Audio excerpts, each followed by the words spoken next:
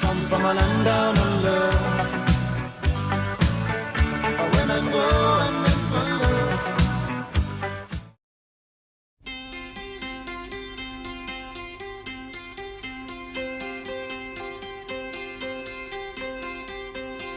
Black boy in Chicago, playing in the street. To see the respect and admiration people have for Dad, and so we're very grateful to everyone, and but I want to thank everyone for their well wishes, and just for the esteem they have for Dad. It's lovely. The crying shame of it all, of course, is that for so many years he's been there suffering with ailments that he's had and not being able really to enjoy the life that he really thrived on through the years of travelling and getting out and entertaining people. And I wonder, could you give us a word picture of what those last years for your dad were like? Oh, well, they haven't been the best years, that's for sure. You know, since he took ill in 95, and it's really from about 98 that he sort of really retired from public view, you could say, just to take things easy at home. And, of course, his illness progressed over the years. And, the last few years haven't been very comfortable for him. But we take comfort in the fact that he still loved listening to music. And that was sort of one of the things we could do for him, was to always be playing some music for him. And when we'd visit, we'd go and sing and play some guitar. And we could tell he enjoyed that. We could just sort of tell the reaction to it. And we could tell he did love that. Of course, music being such a good part of his life, and he just loved it. Was there anything in particular that he liked listening to? Well, just all the music, of course he liked, a lot of different country singers himself. So we just used to just play just mainly CDs from his collection at home. He had a very large collection of CDs and music. So, we just play him a variety, and so I know he enjoyed that. I just noticed when I was doing some prep for this that on the album Reason to Rise, you're a part of a special dedication of that song. Oh, yes. Dad was actually a very deep man emotionally, and I've been through a very hard time in my family, and so he dedicated that song to us. It had a good message to it. Dad always tried to look at something positive, that there was always something positive in the future, and to try and look at the good side of things and to look ahead, and not sort of get into things, just to keep strong, and that's what he did too. He kept strong all those years, and that's one of the biggest things that I remember about Dad now, that his great strength in being ill for so long, and never complained once. Pretty amazing. Here's what you do when you give it your all, and there's nowhere to run, and you're too weak to grow, with a pain in your heart, tears in your eyes. You just find you a reason to rise. Find you the reason to rise. Find you the reason to rise.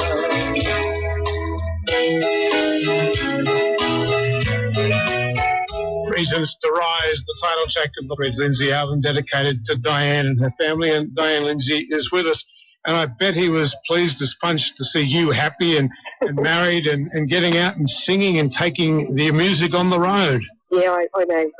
He's pretty proud of that, and he's always interested to go and visit and tell him where we've been and and what we've done, and of course I always had some messages to bring back to him from people, as I said, asking about how he was and giving me well wishes for him, and just to say hello. And people say to me, look, he probably won't remember me, but I saw him at blah blah and whatever town, and so I go back and relay all of that. So I know he sort of thought about that, and it was really nice. Over the last couple of days, you and Roz and the rest of the family have been planning a farewell for Reg. Tell us about the funeral arrangements. Oh, right, yep, it's taken a bit of organising, but we're just about there. Yes, we're going to have the funeral next Monday at 11 o'clock at Cessnock at St John's Anglican Church there, and just trying to plan, just a lovely ceremony. Well, it's very nice of you to give us some time, and I know that that there are a whole lot of us out here who are feeling for you and the family at this time. Thank you, Nick. And I'd just like to, on behalf of my family, my sisters and children and Rod, like to thank all of their well wishes and to everyone. And we know that Dad won't be forgotten with his great music. So, we look forward to hearing a bit more of it. All right, I look forward to seeing you on Monday. Okay, thank you very much. All right, Diane Bye-bye. Lindsay with us on CMR.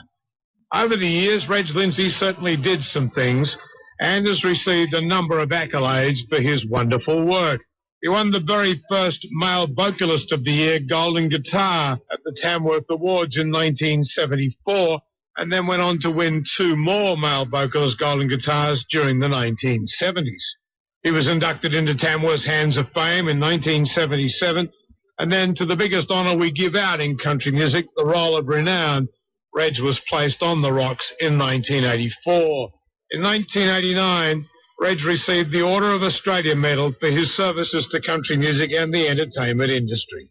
As we mark his passing, let's look back on the music of Reg Lindsay.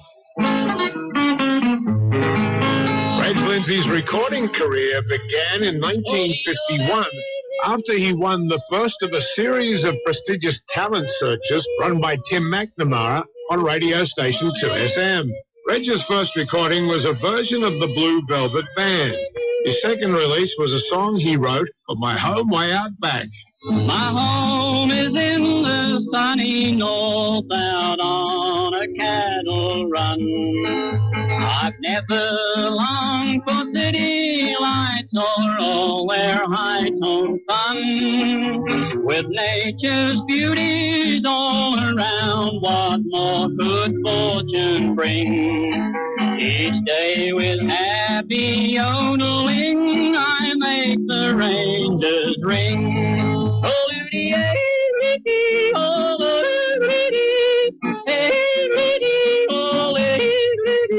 After 24 releases from the Rodeo label, Reg moved to EMI in 1958. His first release there was another of his own songs, The Wayward. By a fireside bright and cheerful, when the sun has gone to rest, as the night birds start their calling, round our old home in the west, where the old folks sit there waiting for the wayward gone astray. And I know just how they've suffered in the time I've been away. There were 27 single releases for Columbia and 7 albums. And throughout this time, several of Reg's hits featured his wife, Eva McKee. I still see my daddy sitting on the wagon seat. Mother in her old time bonnet, well, she looked so nice and neat.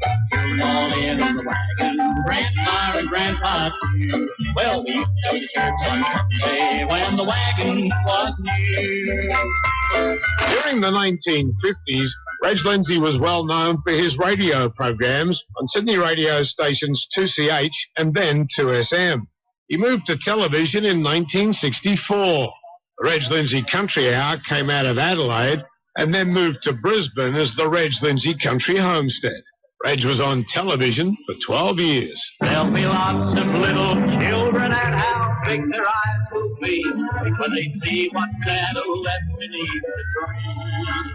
Well, they'll be merry, singing those merry Christmas carols by the old river.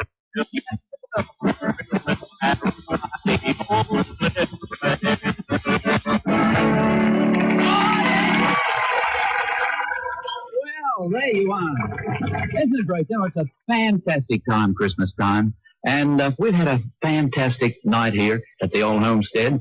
And all our friends around us, our square dancers, and all our wonderful guests, including Don King from Nashville, and Ian Turpin, Miss Camper Laurel over there. But we've had a marvellous time. And thank you, everyone, for visiting with us. A Christmas special of the Reg Lindsay Country Homestead from Brisbane. Up until 1969, Reg Lindsay had not had a standout classic hit. But that all changed when he recorded a song about man's first walk on the moon. Written by John Stewart, later the Kingston Trio, Armstrong first appeared on an album called Hot Shot Country.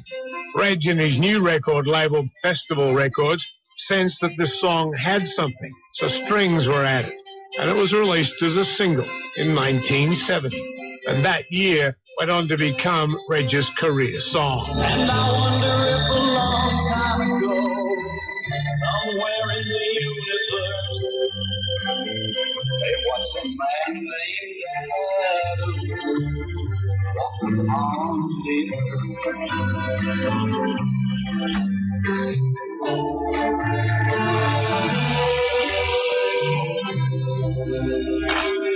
During the 1970s, Reg Lindsay's recording style changed somewhat thanks to recording in America. He did several albums with expatriate record producer Bill Walker. So give me liberty, or give me love.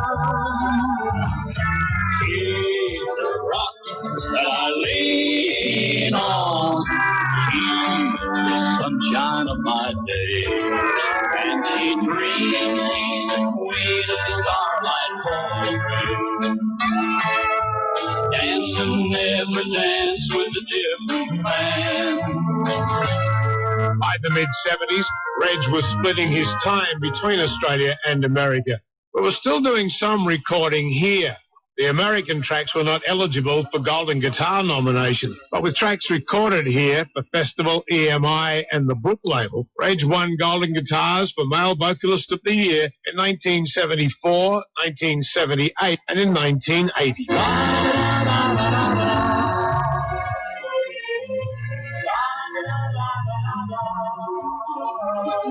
You lie, you're a woman, more than any woman I've ever known. Well, there's silence on the line, and now I hear her saying, babe, I only need a man for the things a man is good for. I'm at the Armstrong Hotel, in a lover's prison cell, above the brook and hard beyond life. The three outstanding hits that won Reg Lindsay his three male vocalist Golden Guitars during the 1970s. The rodeo is the only road I know. Throughout his career, Reg Lindsay had a very strong association with the sport of rodeoing. In fact, the All-Pro Rodeo Riders Association presented Reg with a one-off gold and silver trophy buckle inscribed Australian Pro Rodeo's favourite entertainer. It was always amongst his most cherished awards. By the mid-1980s, Reg and Heather Lindsay were based in America, almost full-time. But unfortunately, their marriage of over 30 years was nearing its end. With the marriage breakup, Reg got homesick and moved back to Australia. It was while pursuing his love of rodeoing that Reg fell in love with Roz. And after they married, she became an integral part of the Reg Lindsay story, driving the resurgence of his career in Australia into the 1990s. When Reg's final album, No Slowing Down, was released in October of 1994, they embarked on a very heavy touring schedule, which was still going strong when Reg suffered that brain hemorrhage at the Tamworth Festival in 1995, which ended his performing career. Slowing down in my soul. No time to put these boots up in this here rodeo. Long as I get up each day, grab my old guitar and play. As long as there's another town, there'll be no slowing down. As long as there's another town, there'll be no slowing down.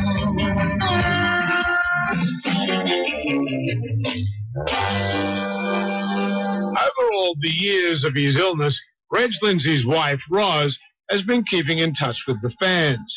She's been re-releasing Reg Lindsay albums, and over the past 12 months has been working on a very big project to put together a 4-CD box set highlighting Reg's outstanding career.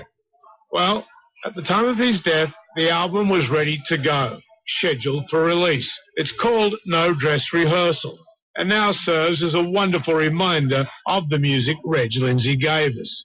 Ahead of the big album, Roz had released in 2007 a 2-CD set of some of Reg's best work since 1970.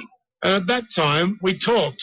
And Roz told me how amazed she is that so many people have stayed loyal to Reg Lindsay over the years. That's for sure, Nick. The fans and everybody in the industry has been so wonderful, and for somebody that's done so much for the industry and be appreciated the way he has been, it's just tremendous to see. And I'm sure that all the folks out there realise sort of how Reg has battled the last probably 12 years with this illness, and it's sad to see how things happen, but none of us knows what their story is, Nick. So you've really basically got to follow the bouncing ball and do everything you can in life when you can do it. Reg Lindsay never made a bad record. He had that innate ability to go into the studio, even when he wasn't producing, and turn out a really, really good track every time. He certainly did. He was very professional with his attitude in the music industry and how he delivered everything, and it shines through in all of his products. It's just wonderful, a gift that he had, I suppose, with the way he used to perform live and with his recordings.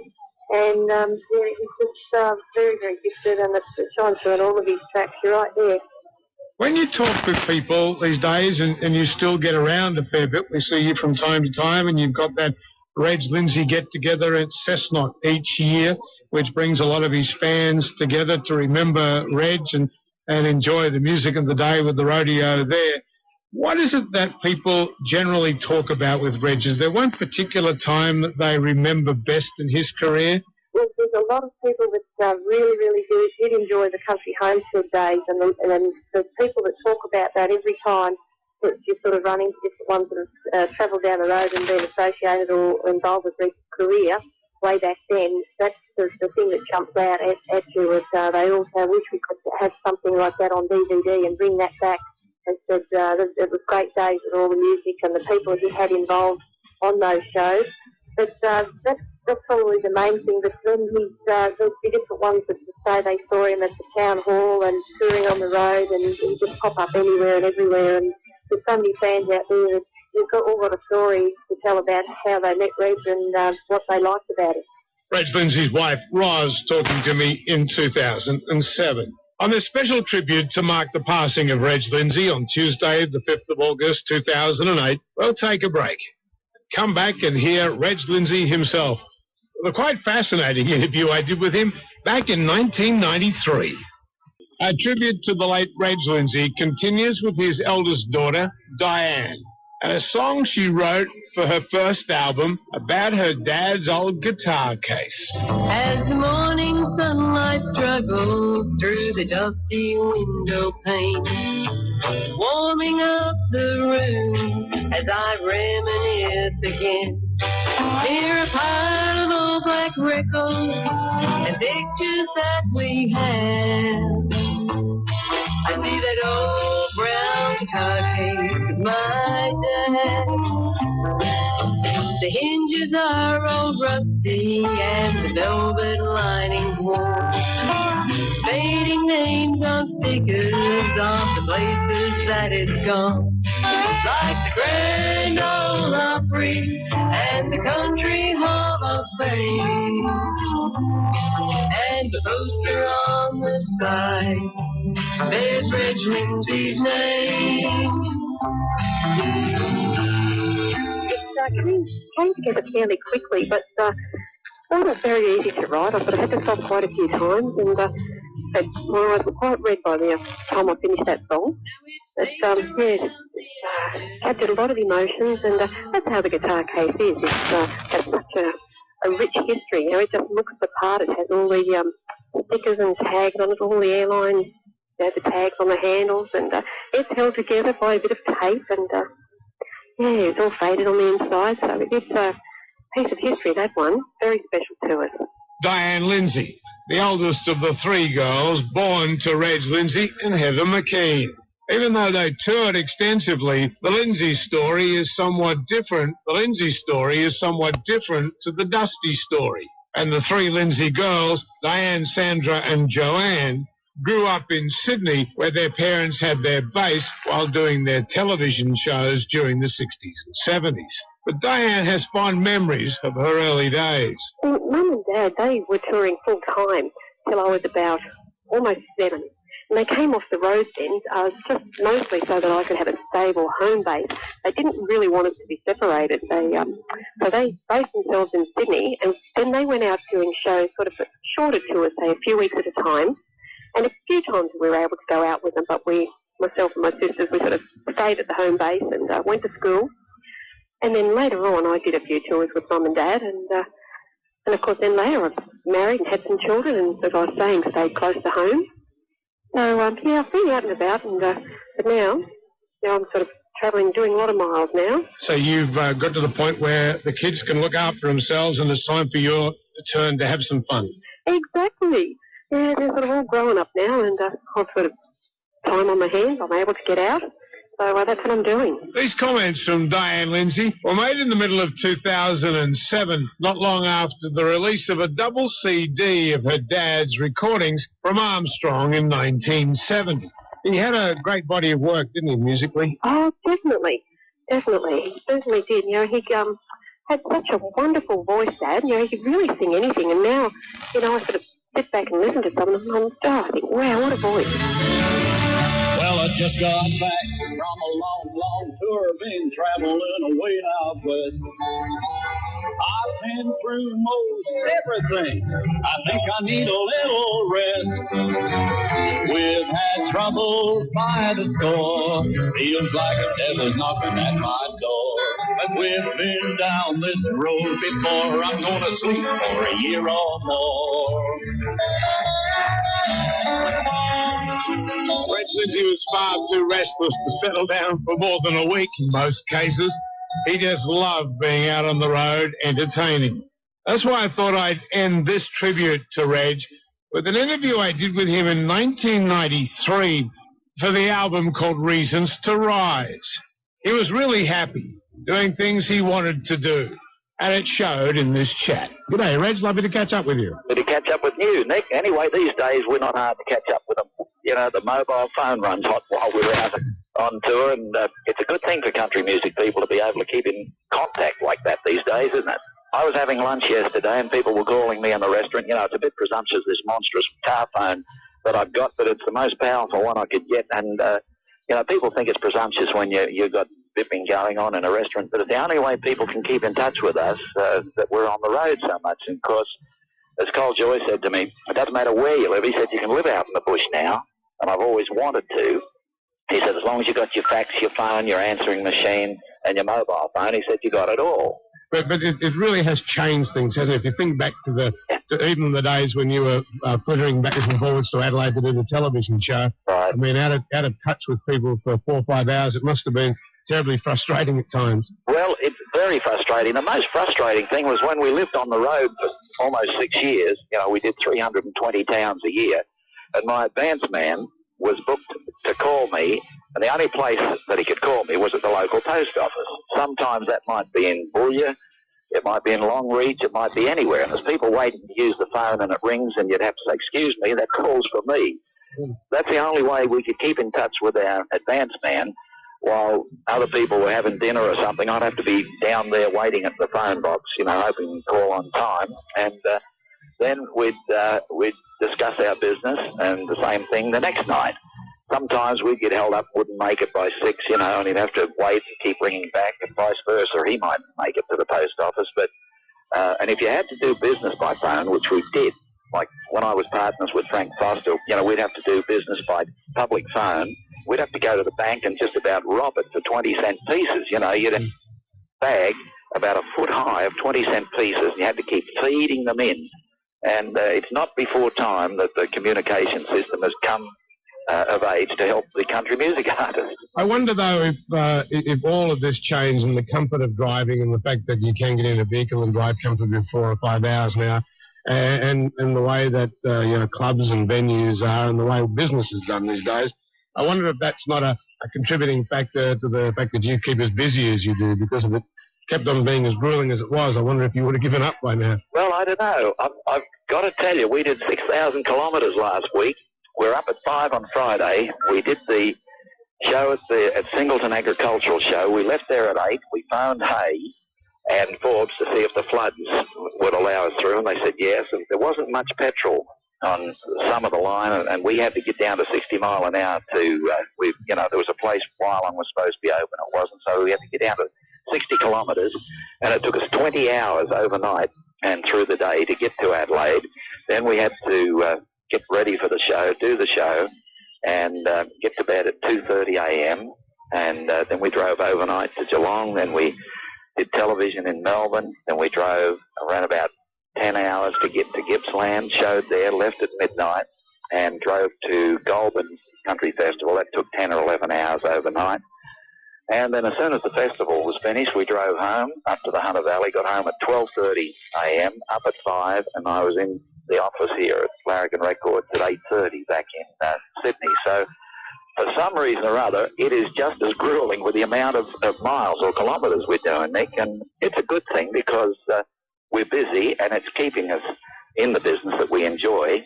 So people are saying to us, why are you doing so many miles? I say, well, that's where the shows are. We take them, we go to them. This is album number 68 for you, and obviously there's a great deal of excitement about this one. Well, there is, mainly because, apart from the fact I've produced it myself, I've produced other albums for myself, other people here in Australia and some people in Nashville, but this one started out 100% Reg Lindsay songs, or Reg Lindsay and co-writers, and I've always wanted to do that, but, years ago, one particular record company, or A&R manager, said to me, oh, you want to put your own composition on the B side of the record to get the royalties, and that sort of floored me a little bit, and so I didn't push my own songs as much as I'd wanted to, but by the same token, I have recorded about 100 or so of my own songs on record. But then John Stewart sent me out a couple of really, really good songs, and Ros and I listened to them. She said, I think it might be an idea if you put these on, because, he's always written songs that you can do, July, You're a Woman, and Armstrong. So he sent me, It Ain't the Gold That Keeps You on the Highway. When you're old, it ain't the gold that keeps you on the highway in the cold. And I said, that's me. I said, I do it for the love of it. Okay, money's there, but that's secondary. And if you're in an artistic field, as we are, money has to be secondary. So we put those two on and a couple of other songs but it made 11, that actually came from us. All right, now this album is now out and going, and you're getting a lot of profile with it. Yep. So I guess it's time that we ask those reflective questions. You've gone 40 years in the business. You're past 60 and all those sort of landmark things that... Nick, I stayed at 59. Okay, well, you're coming up to 60 and all those landmark things happening. I got in that reflective sense, are you happy with your life? You happy with the way things have gone for you and how you're sitting now? Well, I couldn't be happier. I guess the happiest I've been in my life, because I don't worry about things that are not worth worrying about, Nick. I've changed in a lot of ways, and of course, as we get older, if we don't learn and act on what we learn, we're rather silly. And, they say some people get up in the morning and say, good God morning. Other people say, good morning, God. And, it's your attitude. And I'm not striving for a lot of things. If a television show came up and I could package it, and I was asked to package it, I'd be the happiest man in the land. If I never get back on television, it's not going to worry me one jot. Like when I met Rosalind, I was actually going back to front a television show in Austin, in Texas, and that was beginning in February. And I came back in November for Christmas and to MC the Rodeo Awards, met Rosalind, and eventually we got engaged and married 5 or 6 years ago. So I didn't go back to do the television show, but that doesn't worry me one jot. Those are the things that you just take a different path. You can't have everything in life, and if you're happy with what you got, well, you got everything, and I'm happy with what I got. Well, you may think our luck seems bad, but don't you fret about it. Because when we hit that old town hall, we're gonna raise the dust. That applause doesn't last, you see.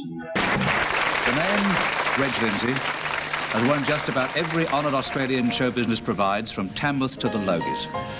There isn't a stage in Australia, from the tiniest bush town to the Sydney Opera House, where they don't know and love the tall man with the guitar. Reg Lindsay, this is your life. Thank you very much. Thank you. Thank you, Australia. Thank you.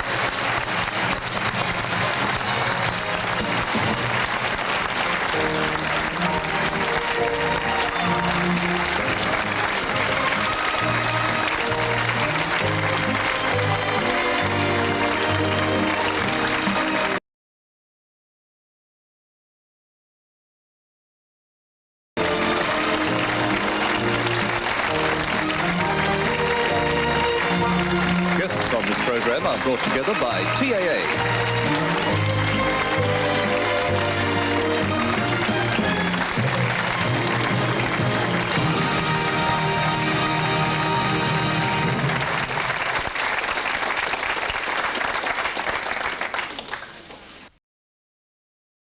Pleasure to introduce a great singer, a fellow with a great song. It's Kenny Soul. Thank you very much, Reg. Thank you, ladies and gentlemen. I'd like to sing a little number called When My Blue Moon Turns to Gold Again.